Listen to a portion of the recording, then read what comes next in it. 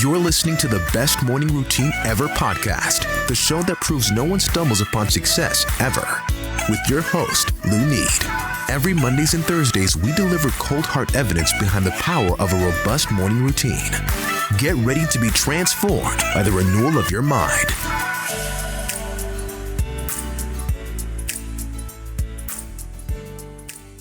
Hello, morning enthusiasts. Welcome to the Best Morning Routine Ever podcast. I am your host, Looney Lewis, and today I have the honor of introducing a very special guest to the show, Petya Kolibova. She is a women's transformation coach who helped women who have been pushed down and been playing it small due to toxic relationships, unhealed childhood traumas, and help them create a life that is true to them and their soul purpose. Petya's mission is to help women who are on the path of healing from past wounds move through their limiting beliefs. Here's that word again, limiting beliefs and internal blocks so they can finally do what they want to do, what feels good to them, and serve other women in a powerful way and do it online.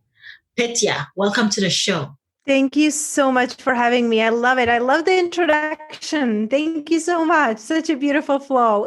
It is my pleasure. I'm excited because I am about morning routines, but it's about habits. And to instill habits, we have to somehow eradicate those limiting beliefs that's stopping us from sticking to our habits, stopping us from actually getting to our full potential. So you do this for women every day. So go ahead and tell us a little bit about who you are, what you do, and what led you to this path. Thank you. Such a beautiful question, and it's fascinating because if I would believe in accidents, I would say that I'm on this path just by chance, right? But I truly believe that everything in our life, it's happening for us. Mm-hmm. And, when people look at me today, I'm, successful podcaster and six-figure earner, and I have a TV show in Las Vegas, and everything looks like it's just picture perfect, right? Like being in love with the man of my dreams. And it hasn't been always this way because I was living through the darkness and my limiting beliefs. I wasn't allowing myself, and I was just settling for whatever the life would bring me.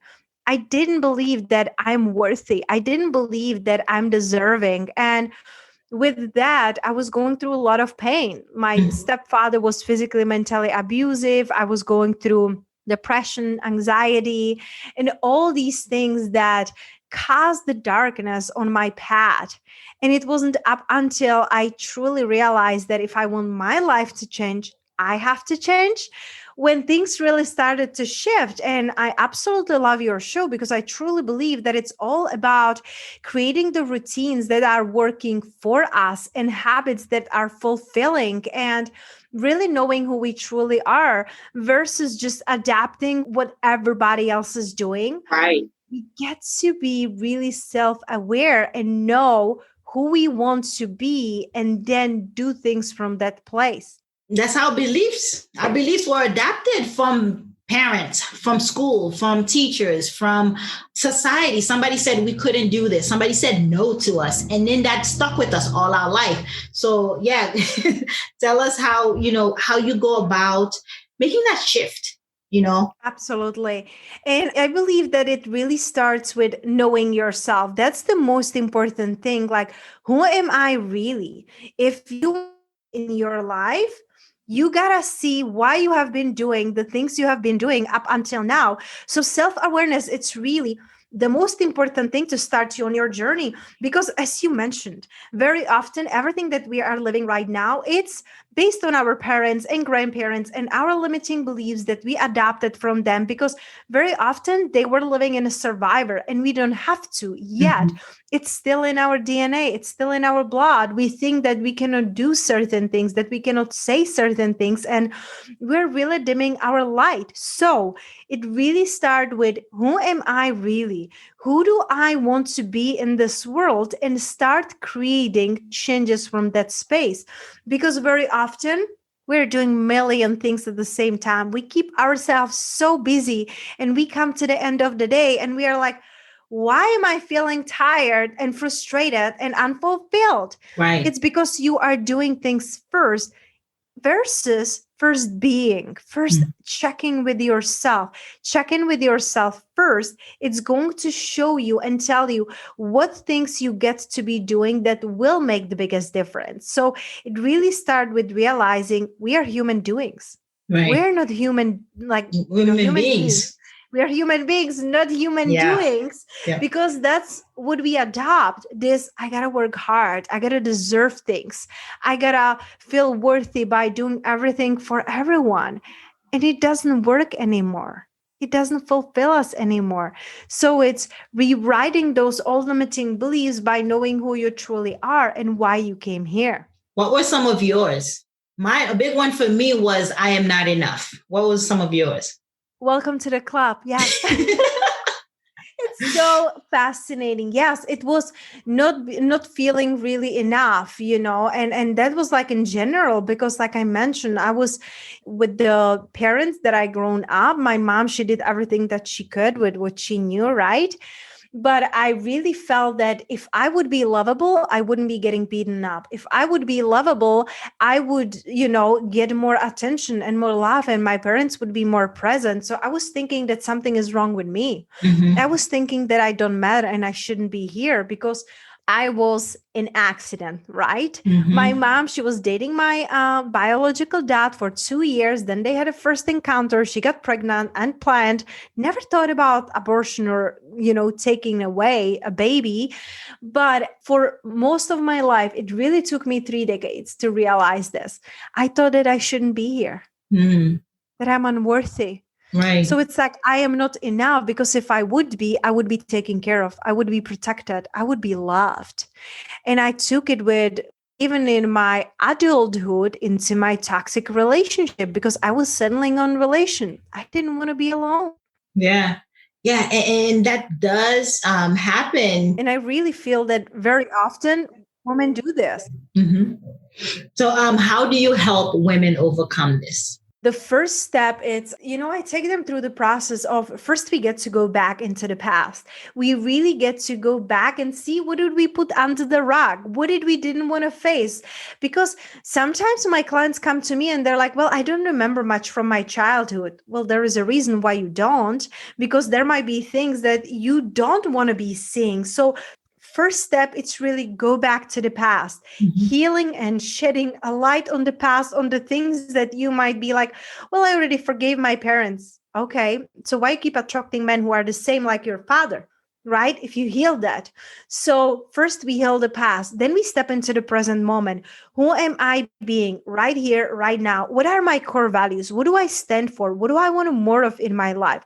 So it's really shaping into the woman who you are being right now. Who do you want to really be? And when we do that, when we heal the past, when you realize who you really are unapologetically, with no apologies, that's when we can really plan for the future. That's when you can set the goals, attract the love of your life, bring in the opportunities, build your business, create beautiful relationship with money. Money mindset, it's something that I work with women too, because they feel unworthy and undeserving. So they're undercharging and they're settling for much less than they should. So it's like this beautiful walk throughout your life with me, one-on-one coaching. It's past, present, and future. Because very often women come to me and they're like, I want more money. I want to change a career. I want to change my health.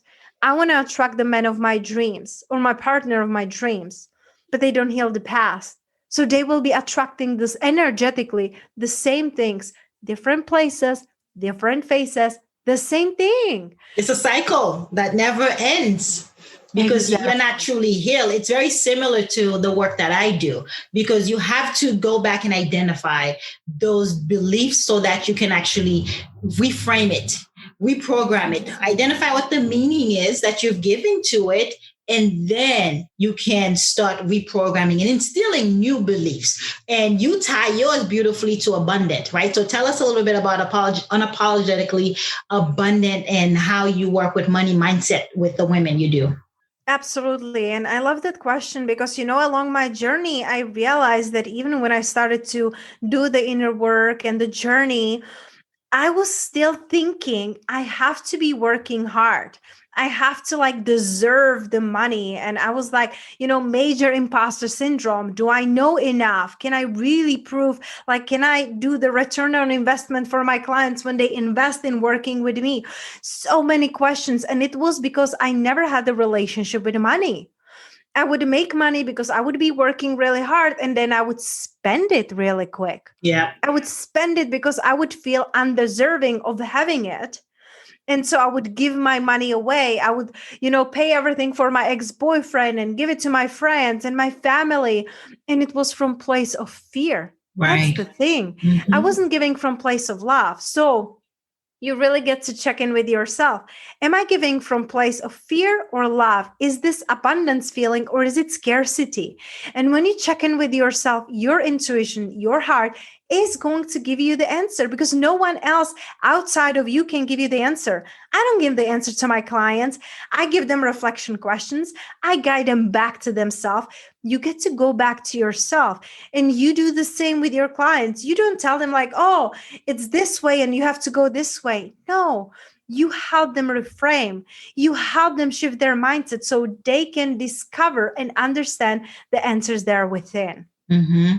Yeah, that's well put because you're empowering them to tap into the universe that is already inside them and supporting them 1,000%. That's already living innate, and that's quite beautiful. Yeah. So tell us briefly about your morning routine, right? Because to foster that environment, that energy, that culture, there are practical steps. There are strategic methods that you have to do, and you do it for yourself and you teach your clients, I'm pretty sure. So tell us, how do you get up, dress up, and show up? What's your morning routine like? I love that question because like I can't exist without my morning routine. I'm doing it for so many years. And my morning routine, it's really a space of a flow and flexibility because what happens is I used to have very strict morning routine. I'm doing this for 15 minutes and this for 15 minutes. I'm journaling, I'm writing.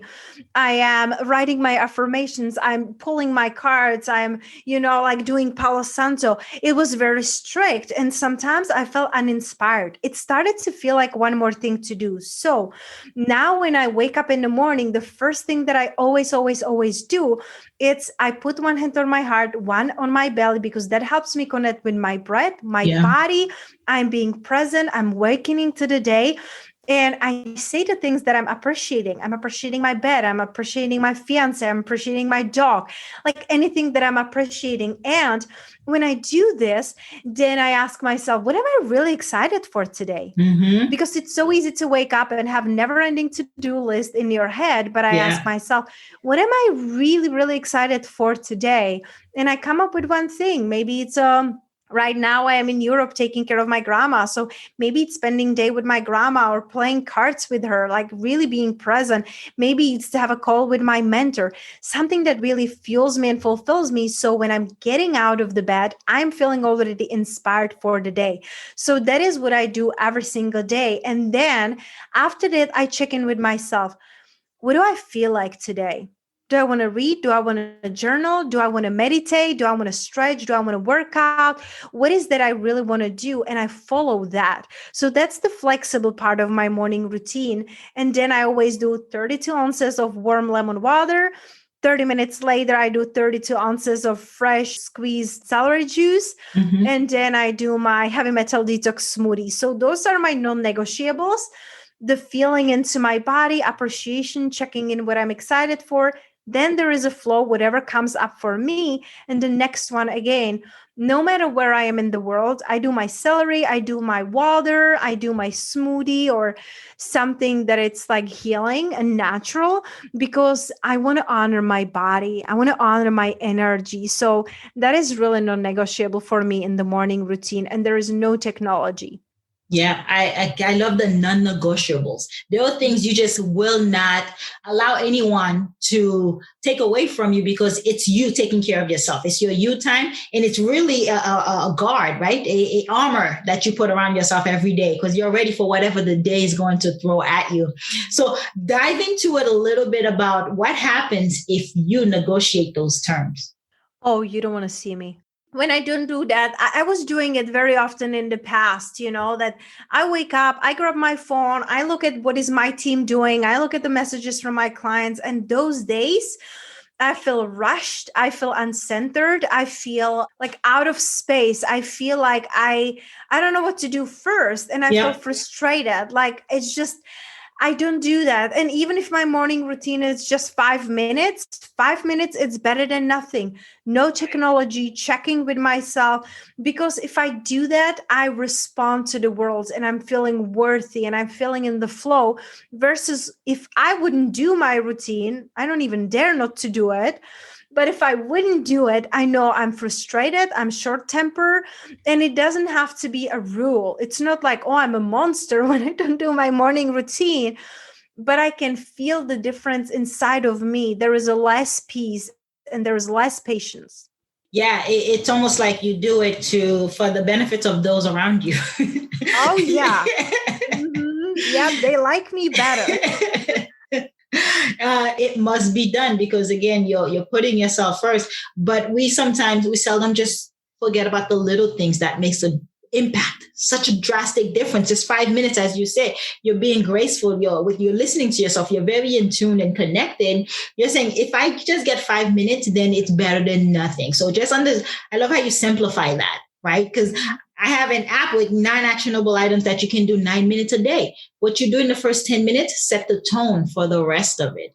I very, very truly believe that. So I thank you. Thank you so much for sharing that because it really puts it in perspective.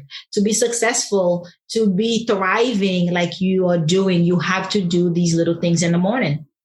Absolutely. And it's fascinating because right before we were recording today, I was on a coaching call with one of my clients and she's traveling and she was telling me she's struggling with her routines and managing her business. And I say, yes, because you disconnected from doing the basics. Right. You got to go back to mastering the basics and what is working, because when you do that, everything else will flow.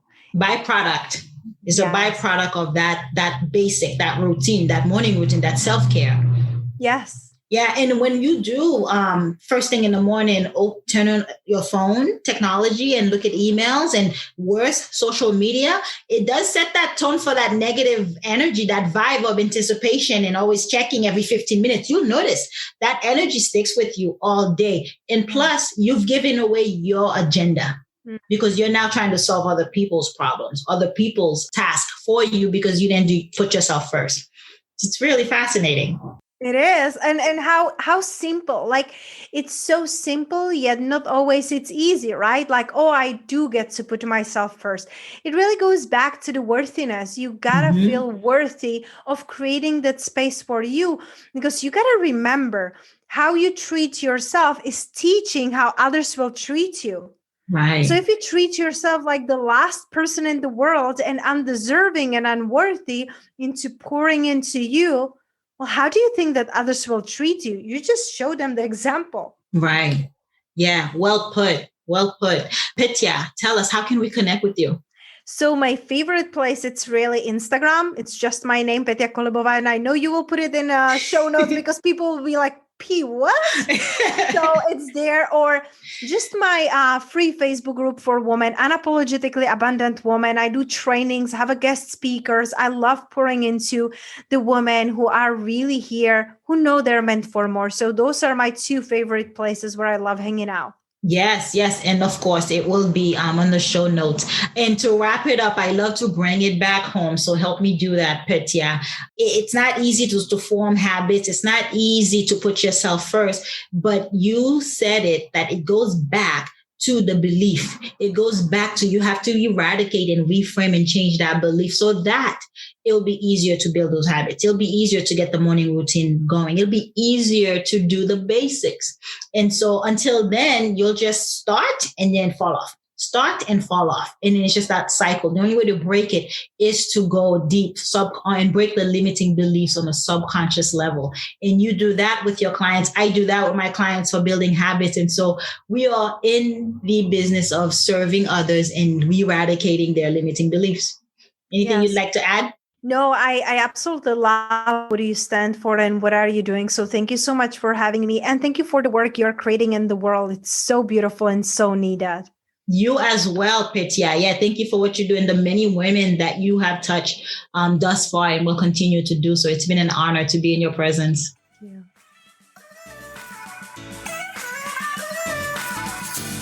All right, morning enthusiasts, that's it for today's show. Thank you for tuning in. If you love the Best Morning Routine Ever podcast, we'd love to hear from you. So go ahead and subscribe, rate, and give a review on iTunes or Google Play. While you're at it, tell a friend about the show. Be sure to visit bestmorningroutineever.com and our Facebook group to join the conversation, access the show notes, and discover our fantastic free bonus content. Until next time,